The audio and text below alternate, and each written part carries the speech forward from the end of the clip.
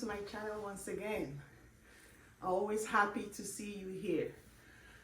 Well, today is a very exciting day for me because I'm deciding to put a pause to all the sad stories, the emotional stories, and focus on something very spectacular that the Lord laid in my heart over these past weeks. So I'm going to talk to you about a project that I've just recently embarked on. If you remember on my childhood experience video, part 2, I spoke to you guys about how I went to school without a book bag, how it made me feel that my father could not provide a book bag for me. So after that video, the Lord just started doing some numbers in my life, in my heart, about doing something. Because like I said in that video, even as I speak, there are lots and lots of children out there that are within this age limit that I was when I was going through those experiences, that are going to school with no book bag. So as I was having conversations with some of my friends about that video, the Spirit of God laid it in my heart that I need to do something. I need to provide book bags for those children at the same school that I went years ago. Of course, as a child of God, we owe it to God to be obedient. Anytime He tells us something to do, we don't argue. We step out in faith and watch Him do that which only Him can do. So I decided to trust God that I will do exactly what He is asking me to do.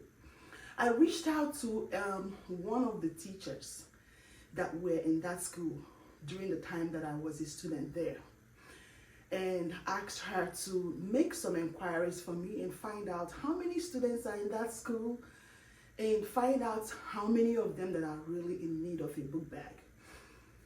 Surprisingly, she came back with a feedback that the principal did mention that all the children definitely needs a book bag because it's like a low income type of elementary school. So now that means that I have to provide book bags for every student in that school. She also was gracious enough to find out for me how many students is in the school, which is 280 students are in that school that doesn't have a book bag. So I have decided that I'm going to make sure that no student at that school will ever go to school there without a book bag. So that being said, I have decided that I will step out in faith, trusting God to make a provision for me to meet those needs. And one thing that I do know as a Christian is that once you obey God's direction, no matter what He's asking you to do, all He needs is a heart of obedience and the willingness to obey Him. That is what I'm doing. And I know that I'll be back in a couple of weeks to share some videos on how it went. Honestly, I cannot wait to see the smiles and the joy in the faces of those kids as they receive those book bags. So you better stay tuned so that you will hear more on how it went. I have already started the process. I believe between now and the end of the month, it will be done by faith because I serve a God that provides.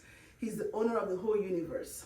So when He asks you to do something or go somewhere, you don't question Him. You don't want to look at what you don't have. You look at who you do have.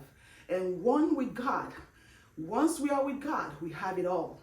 So I strongly believe that He's going to make a way, one way or the other, to provide book bags for these students. So stay tuned and make sure you're back again next week for updates.